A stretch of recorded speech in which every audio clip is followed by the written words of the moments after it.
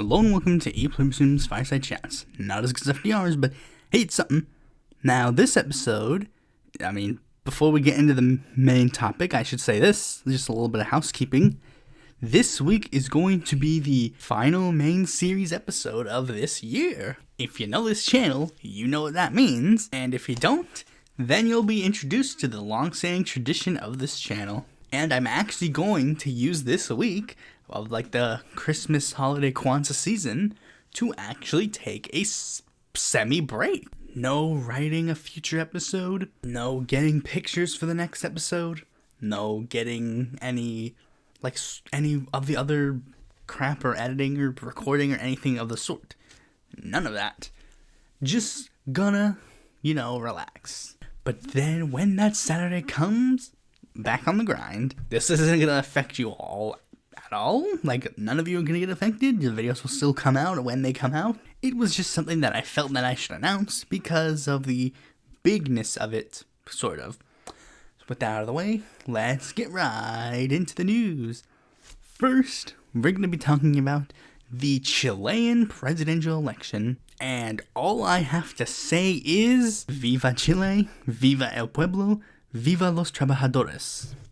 Allende has finally been avenged. The pink tide is back, and this is going to probably entail really good things for the rest of Latin America. Despite the odds, he managed to pull through. I hope Boric is able to do what he plans to do to Chile, and it actually proves to be a very vital success. Anyways, now let's move on to the next story. We're moving from one Latin American country to another, Mexico, but we're going to be very specific. The state of Zacatecas has approved gay marriage. It is the 25th state in the country to endorse gay marriage. Now you might say, how is this important? Well, it's not necessarily important. It is important that gay marriage is getting to be a stronger voice in Mexico, especially given Mexico's extremely social, conservative leanings, given the fact that it's heavily Catholic. But also, this is a little bit of a personal thing, because this is where my Latino blood comes from that state. So them being progressive is really good. Now, one thing I should actually note is the breakdown. You see, the breakdown was in their, legislature, in the state legislature. There were 18 people who voted in favor and 10 against and 1 people who abstained.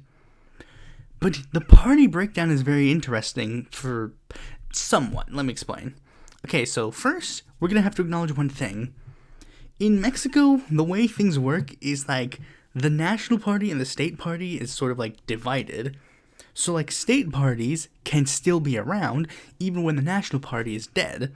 We see this all the time, the Natural Law Party or the Reform Party. The National Party is essentially dead, but the state affiliates are essentially what's keeping the party alive. And in Mexico, we have similar things. The Solidarity Encounter Party, which used to be the Social Encounter Party, their national party is dead, but their state have many state party affiliates that are still around. And one that is more noticeable is the New Alliance Party. They have been dead since 2018 nationally, but they still have a very large wing in the the state affiliates. Those guys are still kicking around and are actually doing pretty well, which is why these two guys seem to have made their way here. They're still prominent in Zacatecas, apparently. Now here's the thing. The party breakdown in the votes for and against seemed rather simple. Morena, Labor, and the Democratic Revolutionary Party, they voted in favor of gay marriage, and the PRI and the PAN voted against it. That makes sense. The New Alliance Party also voted against it, which is really weird, because they always painted themselves as they're a socially liberal party.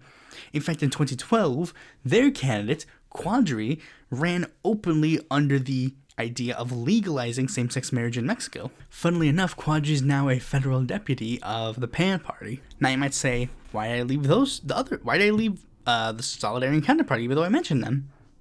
And the Greens, aren't they still around? What about the Citizens Movement? Well, the Citizens Movement is apparently not here. I don't know why the Citizens Movement isn't viable here, but I guess I don't know why they're not here. They just don't have any deputies, apparently. But what's interesting is that the Greens and the Solidarity Encounter Party, they actually voted with Morena. And the reason being that they are actually in an electoral alliance with Morena in the seat. And I find that very interesting. They got two socially conservative parties to vote in favor of gay marriage. I guess Morena's able to pull strings to get things done. So anyways, now let's move on from one home representation to another. North Carolina Senate race has gotten incredibly boring. You see, here's what, I've been talking about the North Carolina Senate race for a while, and there's a good chance I'm not going to talk about it anymore. Because honestly, with this, there's honestly nothing else to say. The Democratic Party has been targeting the seat for a long period of time, and yet they keep falling for the same old dumb stuff that just isn't going to work. One of the big things that they keep trying to push is the idea that a contested primary is going to hurt them in the general election. So there is not going to be a contested primary in this election, at least not a real one, because Jeff Jackson, the person who was technically the lefter candidate, has decided to suspend his bid and endorse Beasley, essentially paving the way for her to be the nominee, because Jackson was literally the only candidate that could challenge her. All the other people in the race have either backed out, or the ones who are still in the race, like James Carr, Rhett Newton, and Shrell Booker, they have no chance. Rhett Newton has stated that he'll be continuing his campaign. He's the closest thing to a mainstream candidate that could actually challenge Beasley. But the thing is, it's just not happening. He's not going to ever be a viable challenge to Cherry Beasley. Jeff Jackson, throughout the entire primary, has been the only person to be able to viably challenge her at any point. But for many reasons, the Democratic establishment has essentially tried again. They've done the same mistake that they did last time. In the 2018 Senate race, they basically said, we want to push for Cal Cunningham to be the nominee. We're going to do everything in our power to make Cal Cunningham the nominee. We're going to push really hard for Cal Cunningham to get all the money, get all the endorsements, get everything to become the Democratic nominee. That way, we won't have to worry about a hefty spending primary, and instead push for us to run very hard in the general election with all that money that we raised. In fact, they even pushed Jeff Jackson out of that race in order to try and actually manage to do that. And Jeff Jackson wanted to do the same thing that he tried to do this election cycle, run in 100 town halls in 100 counties, and run a Terry Sanford-like campaign to essentially build up support for himself, that when the general election comes, everybody knows his name, everybody knows who he is, so that he has a viable chance against the Republican nominee. Again, they pushed him away from that, and they didn't want him to do that. They wanted someone who would just endlessly fundraise. And lo and behold, that is kind of what's happening this time around. They're essentially pushing extremely hard for Cherry Beasley to be the nominee. Again, they pushed Jeff Jackson out of the race in order to just get Cherry Beasley to be the Democratic nominee. This time it seems rather than the Democratic establishment in D.C., it's the North Carolina Democratic establishment. And the reason being, for a lot of reasons, Cherry Beasley is quote-unquote the only candidate that is running that can win a statewide race, even though she lost a statewide race. She, her big thing was she ran and won as the North Carolina Supreme Court Justice. Asterisk, oh yeah, she lost that, but she's the perfect person to be the Democratic nominee. I mean, she's the only one who could win. I mean, can you think of anybody else who could win? And that's the thing. They did this last time. The establishment picked a candidate, and they basically anointed them the nominee status. And pundits even were point blank saying as much as Cherry Beasley and Jeff Jackson don't really want to make it that kind of race, it is. Jeff Jackson is the candidate of the anti-establishment vote, and Cherry Beasley is the establishment vote. And the reason being is because Cherry Beasley is playing ball. She is openly running against Medicare for All, basically ignored the filibuster question until it literally she could not ignore any longer, and then pretended like, oh, but I was actually super supportive of ending the filibuster this whole time. Erica Smith, a person who was claiming to be the progressive in the race, called Beasley, quote, the most conservative candidate in this race, and said of her candidacy, we don't need any more Joe Manchins and Kirsten Sinemas. But then turned around and endorsed Cherry Beasley. Beasley is not, like, and here's the thing, based on the polling that's being done, this isn't gonna work. She's losing against both McCrory and Budd. They didn't even bother doing polling with Jackson because Jay wasn't the go-to nominee. And the thing is, I have theorized that them backing Cherry Beasley is supposed to be like a sort of apology for the last race. Because the idea is like, oh yeah, we're sorry we backed Cal Cunningham over Erica Smith. Oh, whoops. Well, I guess we'll back the black woman now. It's like, that wasn't the problem. The problem was you backed someone. That was the issue. The issue wasn't that you picked the wrong person to back. The problem was you picked a person to back. And the thing is, you still picked the wrong person to back. Because here was the difference between Jeff Jackson and Cherry Beasley. Cherry Beasley has openly alienated people from voting for her by openly running against Medicare for All, by openly expressing these views. She has alienated people from voting for her. Meanwhile, Jeff Jackson, I couldn't say anything bad about him. I honestly couldn't. I was honestly straight up just thinking, like, I'll just publicly endorse Jeff Jackson. Because honestly, there was nothing bad I could say about him. Lefties liked him. Normie Democrats liked him. The establishment, quote unquote, liked him. I guess apparently they didn't like him enough because they backed Beasley, even though a long time ago, people were saying, oh, Jeff Jackson's gonna do amazing things. Jeff Jackson's gonna be amazing. Like, people still think like that. They think that Jeff Jackson is going to be in some North Carolina elected position at some point. And he's been building this massive amount of support. Beasley hasn't. In fact, from what it seems like, she seemed to want Jackson to do all the work. Because Jackson is literally being the bigger man about this. Jackson has... I have to give my wholest apologies to Jeff Jackson. Because honestly, Jeff Jackson, he has been treated so bad by the Democratic Party that it's really perplexing that this guy is still a Democrat. He's being mistreated so badly by the party turned their back on him twice. He publicly backed Erica Smith in her North Carolina House race, and she's like, and he was literally like, even though Erica Smith backed his Republican opponent, and he was like, oh, well, I think Erica Smith would be a wonderful member of the House of Representatives. I think she'd be great. And then Erica Smith turned around and endorsed Beasley. Jeff Jackson spent this entire freaking, time pushing for this big, massive, thing. His whole strategy was to bring back a strategy from the past to try and excite new voters, excite younger voters to vote in 2020.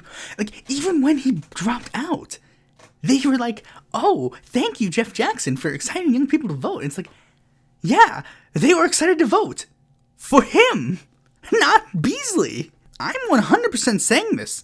Unless I am in North Carolina District 6, where I can vote for Nita Alam, I am not voting in the 2022 elections. And that stinks. Do you think I don't want to vote? I would absolutely love to vote. The problem is, you're not giving me candidates to vote for. I'm not voting for Cherry Beasley at all. I'm very public about saying this. I am not voting for Cherry Beasley. I'm not vote blue no matter who. I don't care. I do not care. I am consistent on this position. I am not vote blue no matter who. The only way Beasley is getting my vote is if I'm in North Carolina District 6 and in the general election, the Democratic nominee is Nita Alam. That is the only way Beasley is getting my vote. I am not voting for her in the primary, and if I am not in North Carolina District 6, I am not voting for her, period. I know I shat on Rhett Newton basically at the beginning, but I'll publicly say I'll probably vote for him in the primary, if I bother to vote at all. That's the biggest problem I have. You Democrats claim that they care so much about the swing states. Like, oh, the swing states, we care so much about the swing states. The swing states are going to help us win.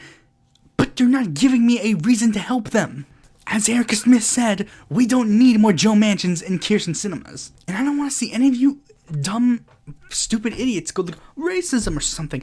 I was going to vote for Richard L. Watkins, but that guy took my money and ran away. Much like 2018 when I first started the show, the 2022 elections are probably going to be very important, very impactful, and will have a long-standing thing. Unfortunately, I really don't have anything to add to that because, like I said, I'm getting to vote.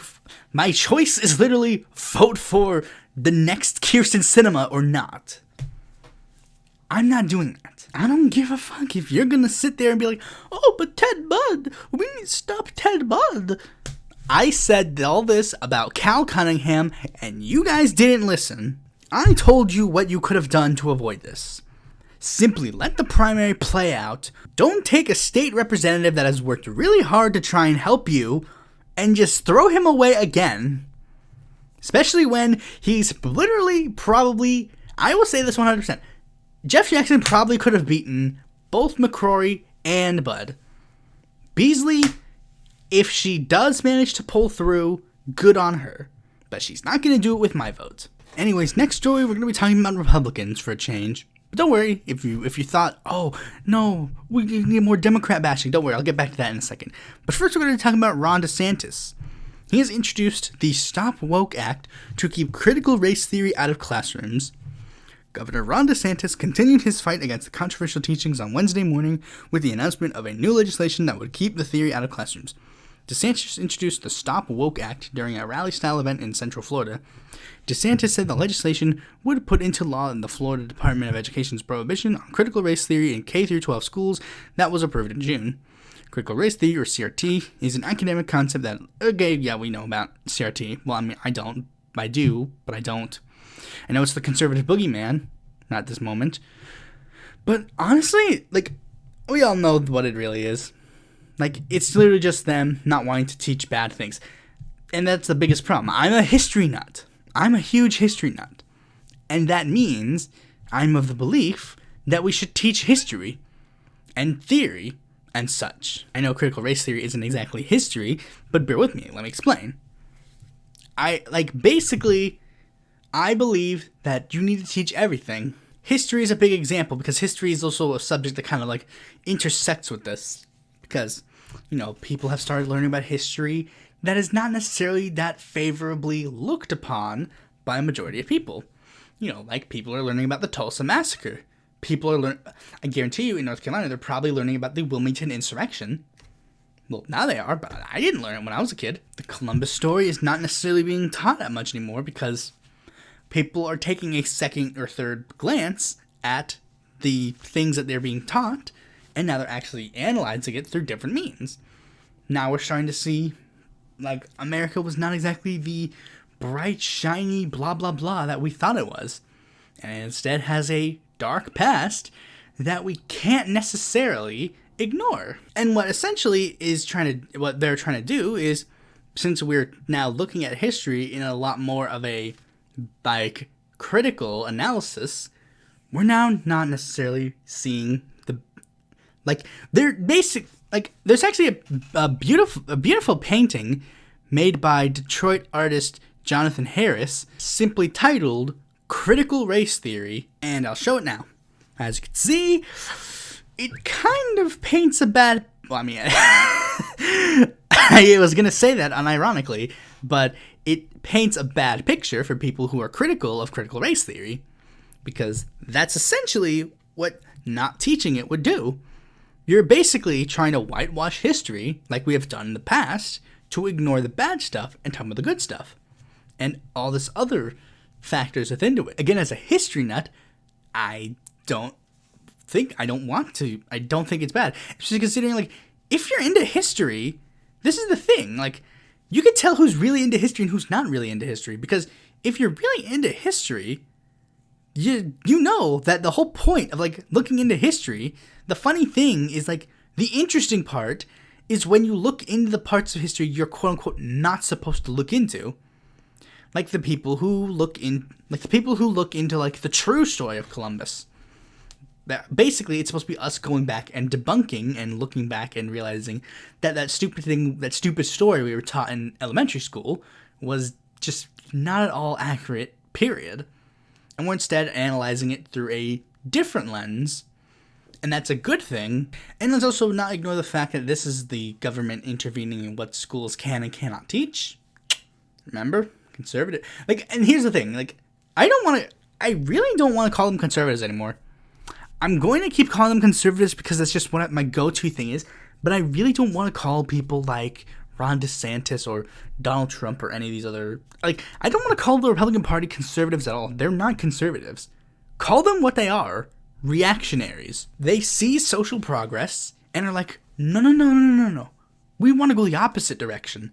That's what a reactionary is. Reactionaries don't have to be white nationalists. They can be people who are like, let's just go back to... And that's the thing. It all ties back into the whiteness, actually. That's probably a thing in critical race theory. Ironically, South Park actually did this pretty well. Like, in the 80s, people are, like, talking about... Like, you know how people... Like, you know that in Hollywood, a lot of people are like, oh, yeah, RoboCop's coming back, or The Terminator's coming back, and all this stuff. Like, South Park made an interesting comparison where people are looking back at that and comparing it to Donald Trump's, like, Make America Great Again thing. And it's like, they want to go back to the 80s so much, which would include, like, a lot less, like, Latino immigrants, a lot less, like, racial justice, and a lot less social progress. But that's what they want. That's what people want. They're reactionary. They don't want to conserve something that they had, like that they have. They want to go back to a period that they do not want. Like, at one point, people wanted to call them regressive, but it's like, no. Let's call them what they actually are. Reactionaries. Because reactionaries, that's a term that exists in politics. But of course, people don't necessarily want to call them that because, you know, reactionary implies literally they're like a white nationalist. Which they are, but that's a different story. So yeah, now that we've talked about the Republicans, let's talk about Democrats again.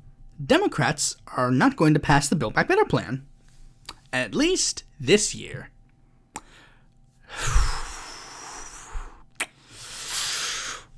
Okay, so the Democrats are being stupid again, but like, this is what's happening.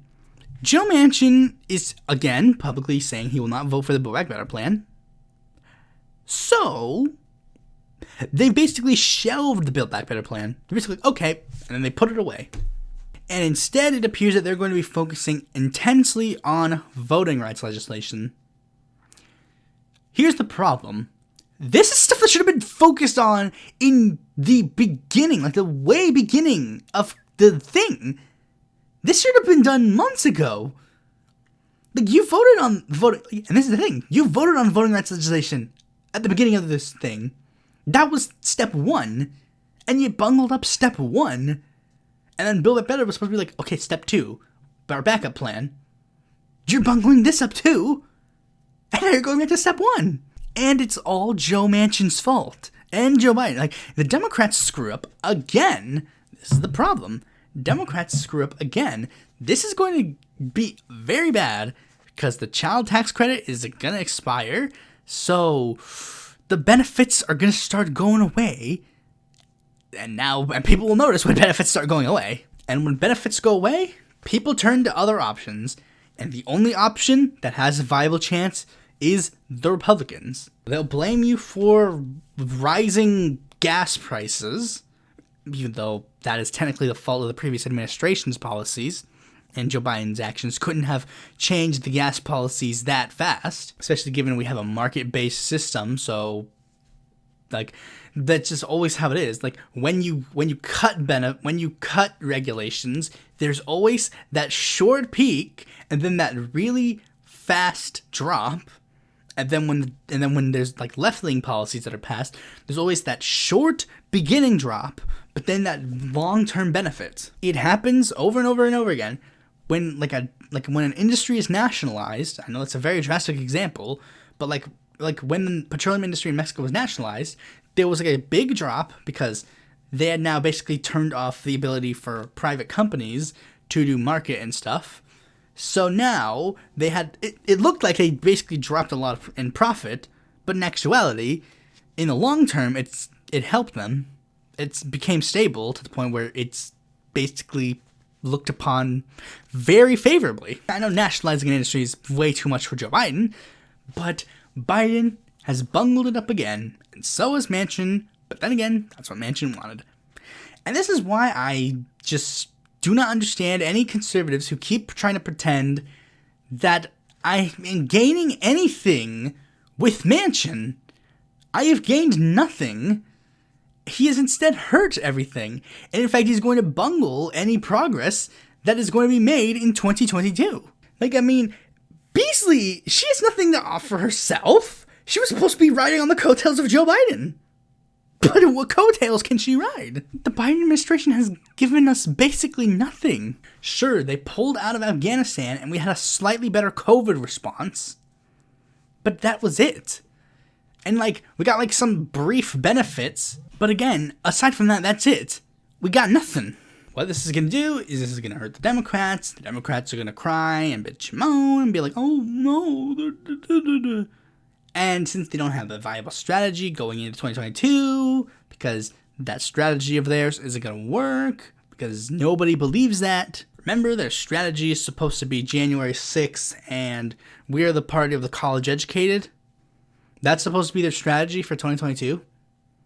That's not going to work at all. The January 6th thing could have been of a more viable strategy, but since they're not really seeing any gains in that end either. So Democrats are like, I'm holding my tongue right now because I can't say for definitive proof. I'm just saying that things gotta change before the House changes in a direction that you don't want it to go under. Especially considering all the fear-mongering that everybody on the internet seems to be doing about like the US is this close to becoming a fascist dictatorship because of one midterm election.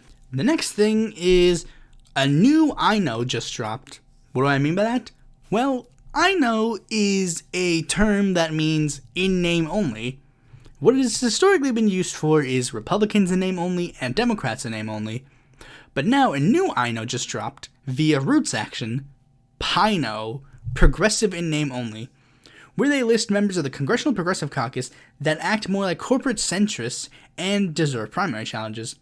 Here's the ones I'm going to list. Madeline Dean in Pennsylvania District 4, Donald Norcross in New Jersey District 1, Jimmy Panetta in California District 20, Joe Morrell in New York District 25, Linda Blunt Rochester in the Delaware District, Brenda Lawrence in Michigan 14, Stephen Horsford in Nevada District 4, Darren Soto in Florida District 9, Andy Kim in New Jersey District 3, Sylvia Garcia in Texas District 29, Dwight Evans in Pennsylvania District 3, Lucille Roybal Allard in California District 40, Marie Gay Schlanten in Pennsylvania District 5, Louis Frankel in Florida District 21, Mike Levin in California District 49, Matt Cartwright in Pennsylvania District 8, and let me see, there are a couple more. Brad Sherman, Veronica Escobar, Andre Carson,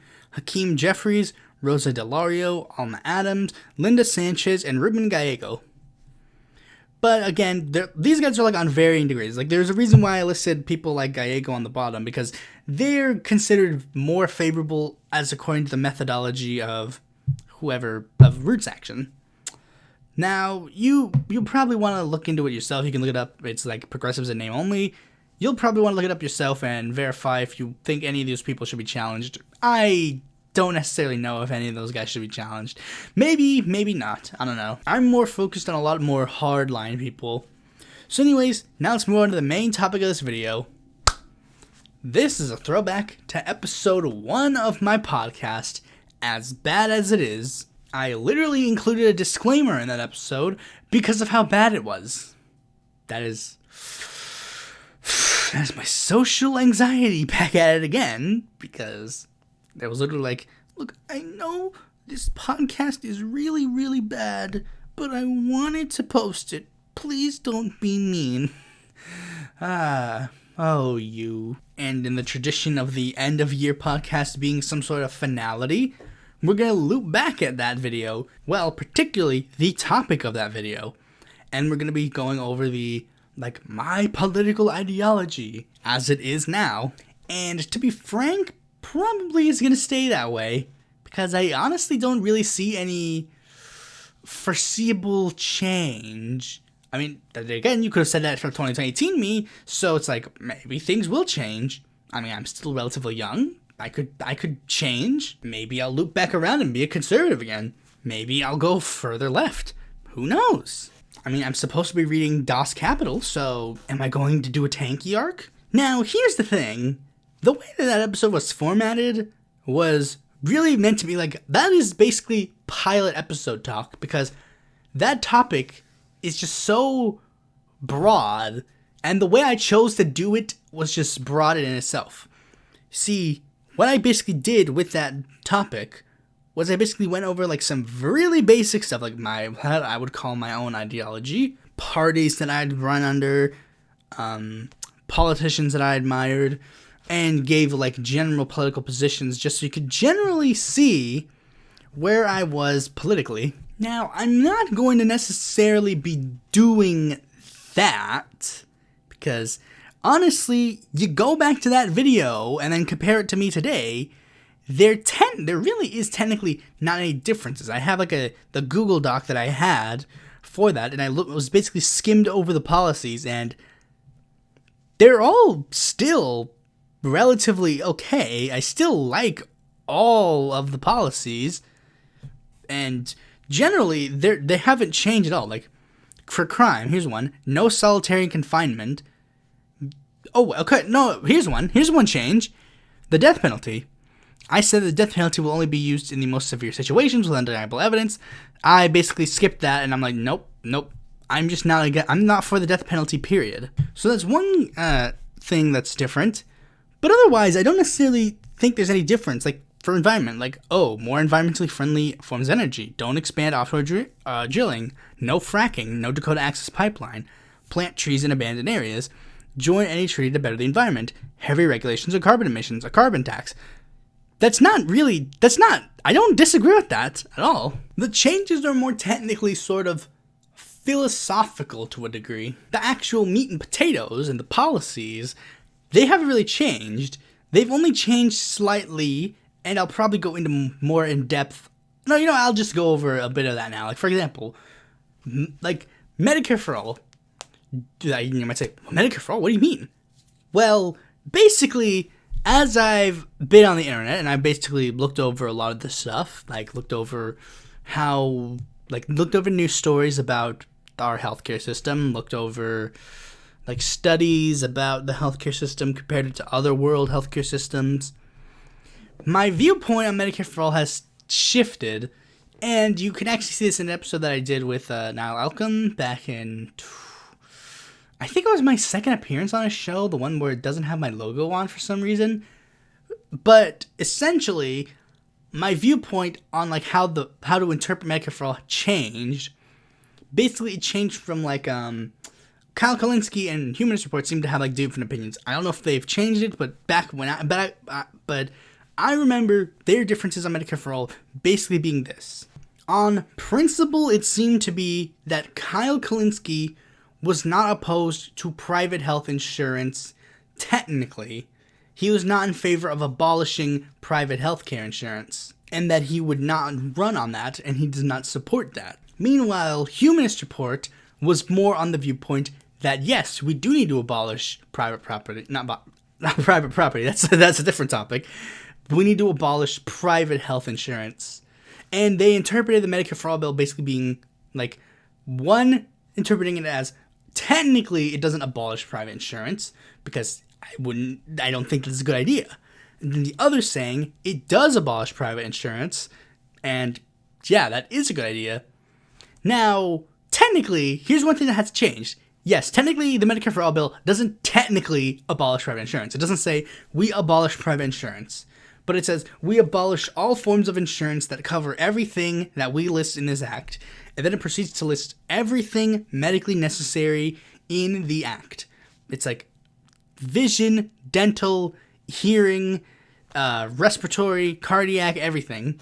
But in that, like, sort of divide over, like, hey, Kyle believes that we shouldn't abolish private insurance, and Humanist Report says we should, I basically lean a lot more into the Humanist Report now. Like, I've been that way since, like, 2019. And I literally said it on the show, like, I basically just saw one too many people get screwed by the private health insurance industry, so I was just like, just scrap it, just get rid of it, just who cares.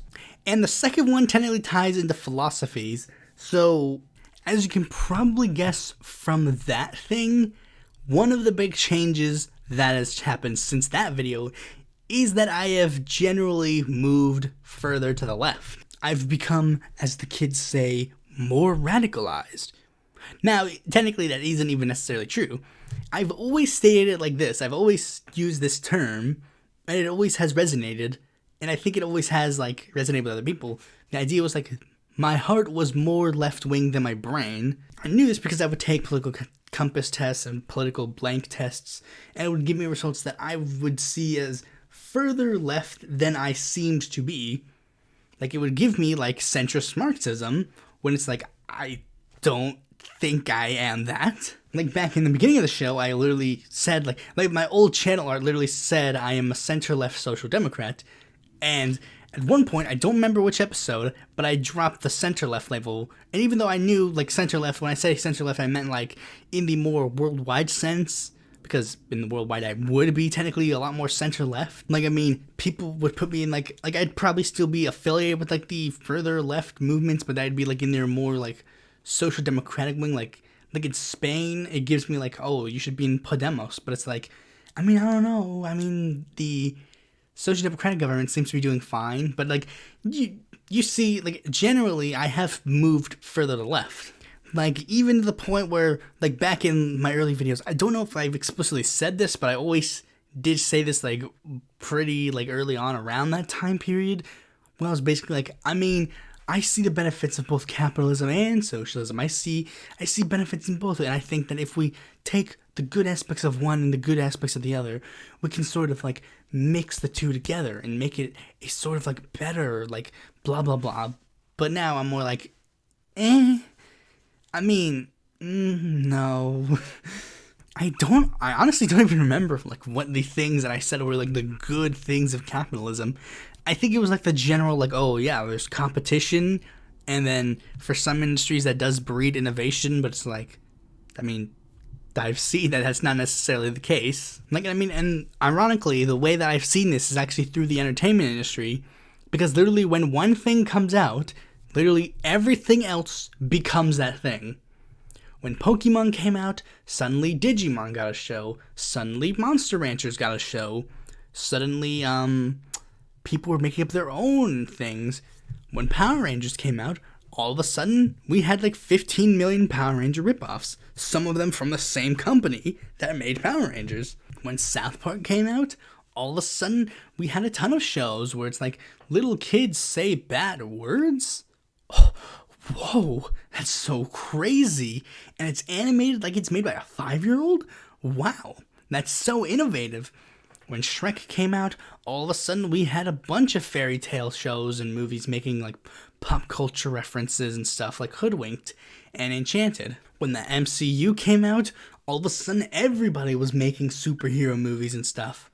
When people were making fun of those superhero movies, like The Tick, all of a sudden every company starting to give a hard critical analysis about the in-depthitudes of that, like, or just making just flat out parodies of them. Like, you see, when one thing comes out, all of a sudden everything else becomes that. Capitalism doesn't breed innovation. Look at me. And soda brands. Remember, soda brands, all of us, like think about it. Oh, here's a more modern day example. I'll give you that one after I give the soda example.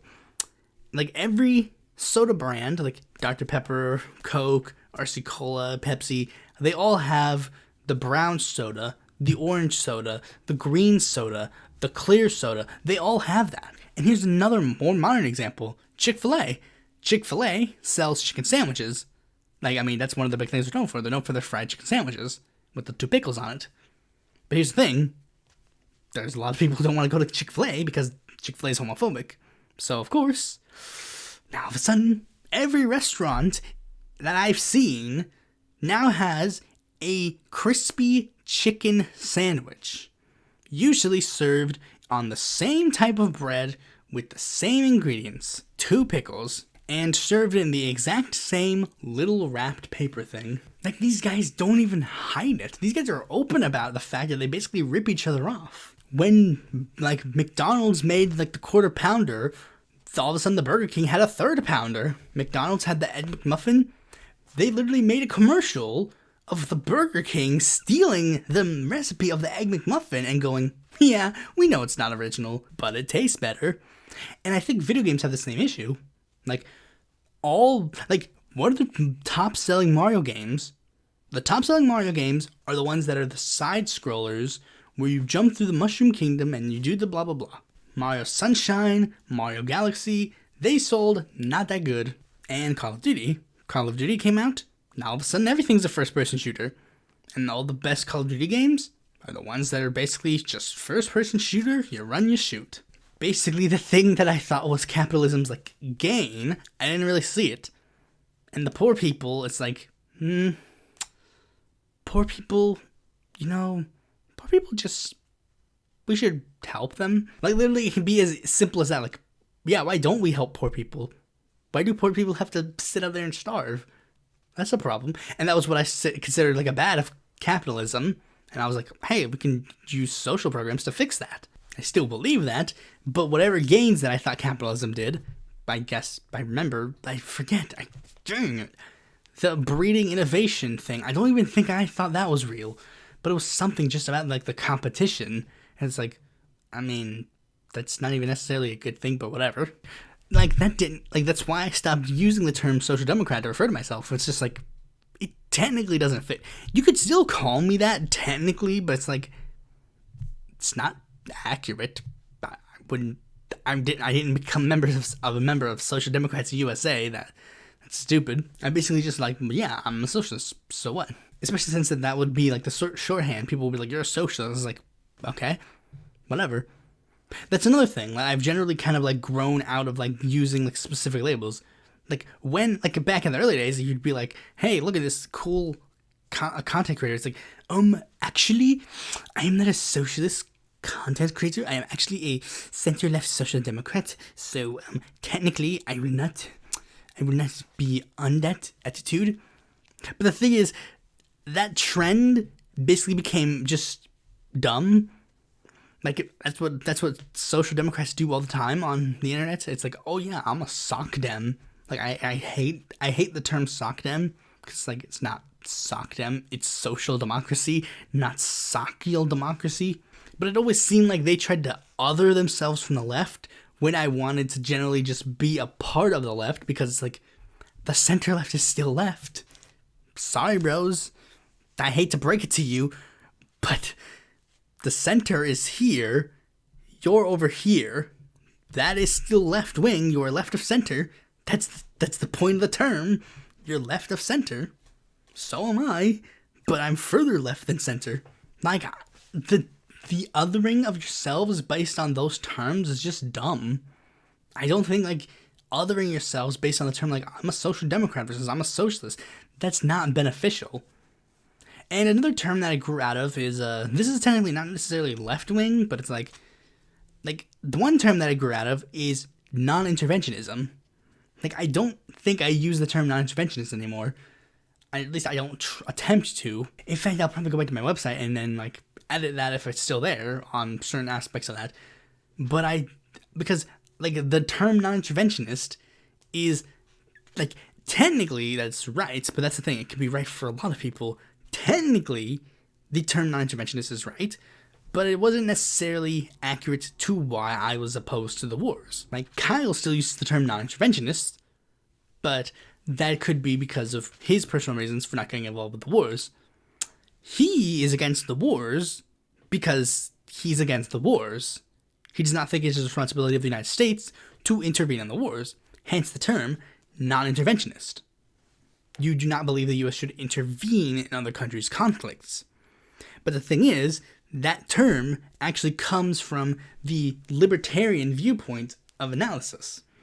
You see, it's like, we do not like the idea of the U.S. intervening in other people's conflicts. And the reason for that is usually because they do not believe that the money is being well spent.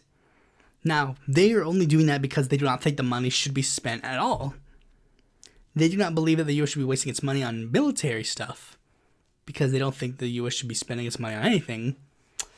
They think the U.S. should be like more like and it's sort of like why I never use the term isolationist, because I'm not an isolationist. An isolationist literally just means like the U.S. gets itself out of the UN, it gets itself out of like NATO, it gets itself out of everything. It does not get involved in any worldwide affairs, period. That is isolationism, and that is like extremely like far right, and that's why I didn't agree with that. Non-interventionism is essentially the libertarian viewpoint of it. But here's the thing, I also didn't necessarily want to use the term anti-imperialist. Now you might say, see, that's proof he is not anti-imperialist. It's like, well, no. The reason why I don't want to use the term anti-imperialist is because that term has been bastardized. The term anti-imperialist is now basically seen as like this weird thing because imperialist has been bastardized as well.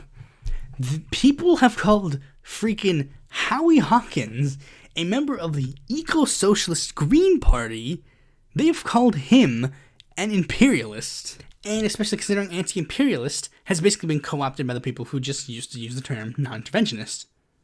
Even though not anti-imperialism used to be like a more dignified term, like it used to be the Brooks term, while Kyle was the non-interventionist and Brooks was the anti-imperialist. But here's the thing about anti-imperialism. Sometimes anti-imperialism entails sometimes anti-imperialism actually would entail something more than just like this thing about like these guys. When people like Yo Pasta use the term anti-imperialist, what they mean is non-interventionist. That is what they mean. Because if you're really an anti-imperialist, then your viewpoint would be like to spread that. You'd want to spread anti-imperialism. Of course, not via an empire, but you would like have meetings with other anti-imperialist countries to try and combat imperialism from other countries like China or Russia, or in some cases, in a lot of cases, the US. Which is why the term that I've generally used is, like the term that I use now, that I'm going to try to use more, is the term radical pacifist. Even though, again, like I said, I'm basically grown out of using labels. I'm going to try and use the term, like, radical pacifist, because at the end of the day, the reason why I'm opposed to a lot of these wars is because I'm against the idea of military conflict. I'm against the idea of, using violence to solve a problem, especially when it's going to be used in that kind of scale. Now, the reason I've technically grown out of using a specific label for myself is actually technically not because of, I don't like a specific label, it's because I like too many labels.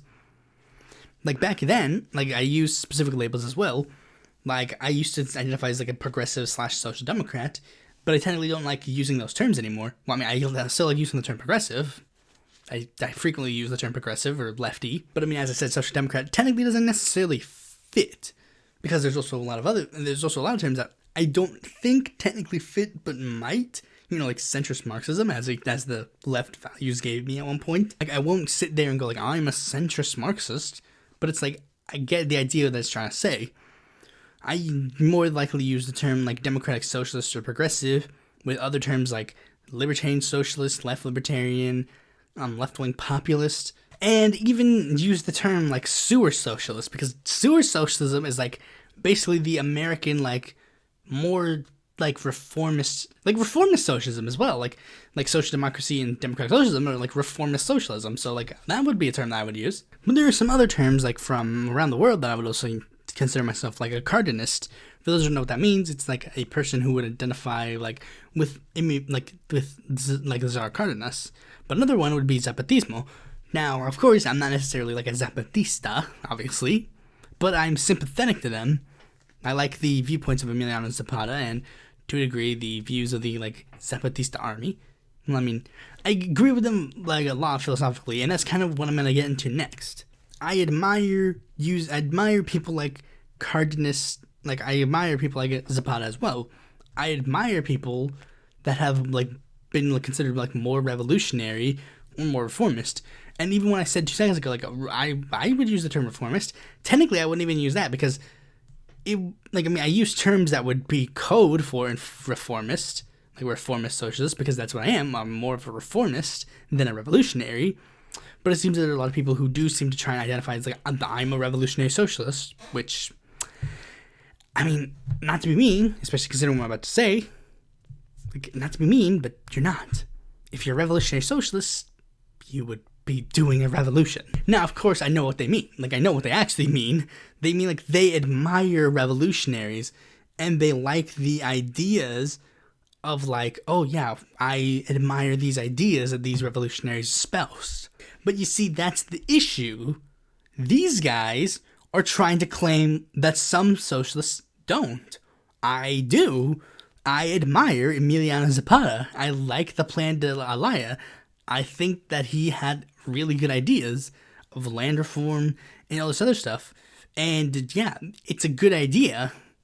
But of course, I'm not going to claim and say we need to get our guns and then go and try and make this happen.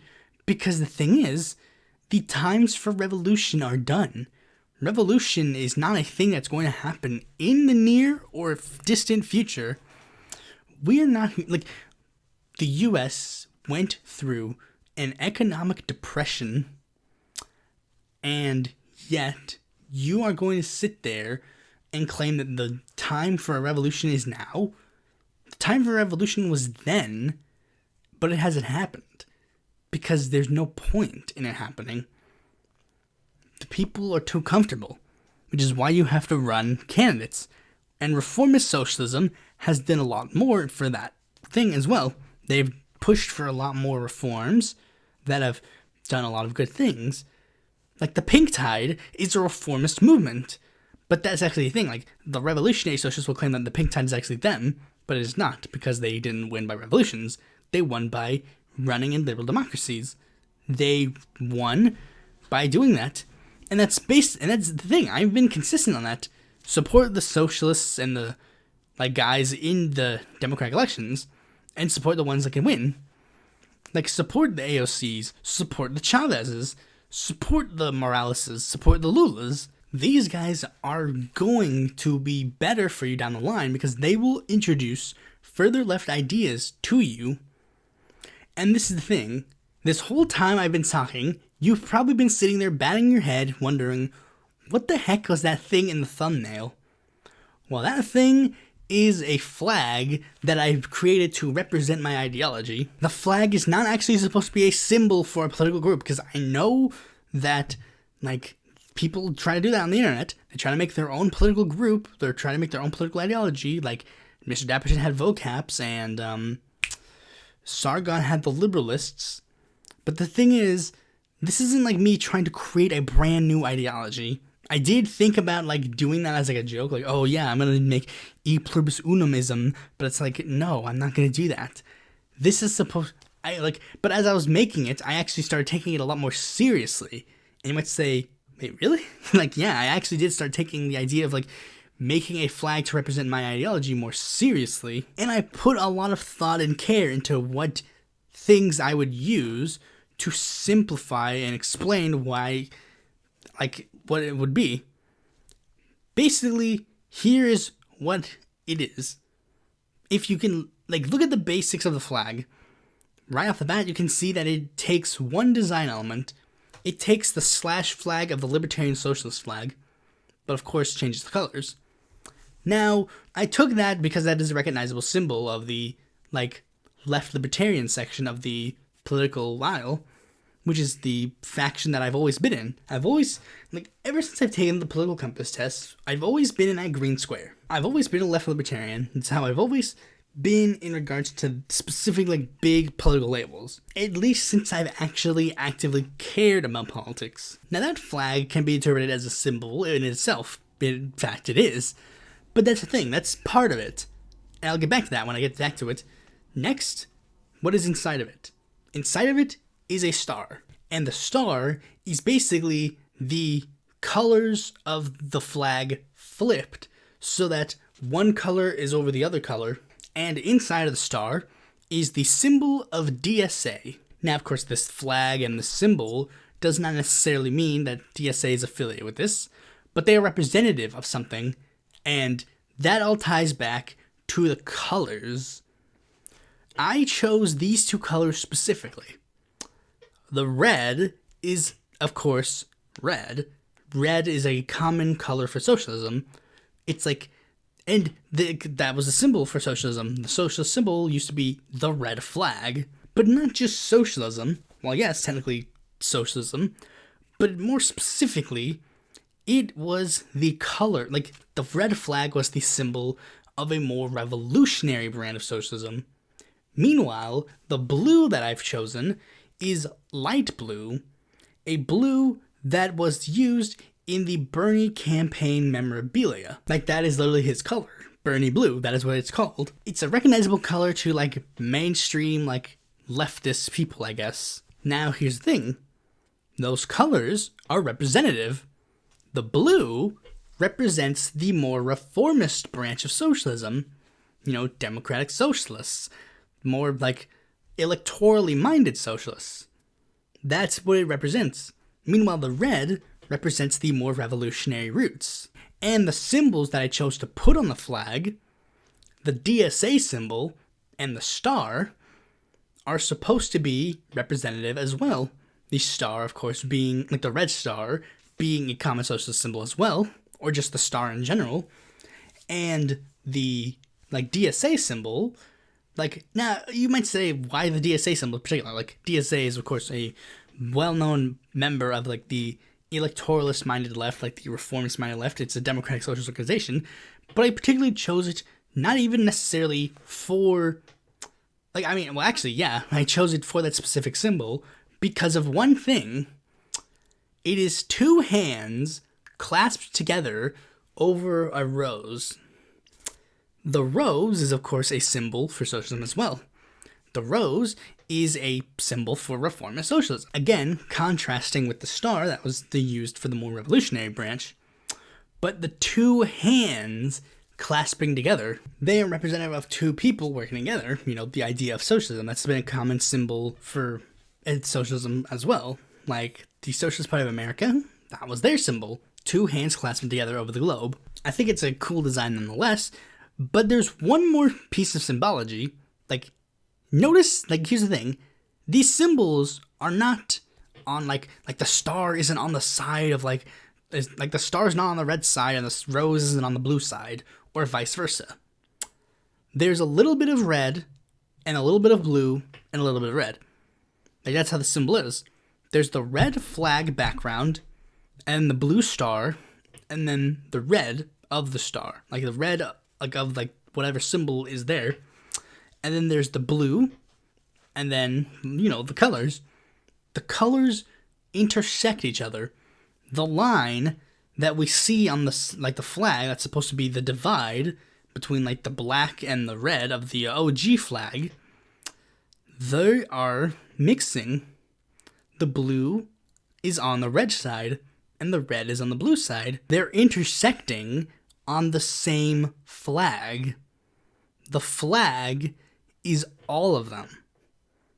This isn't a diametrically opposed from revolutionary to reformist. They are on the same flag because they are inherently linked.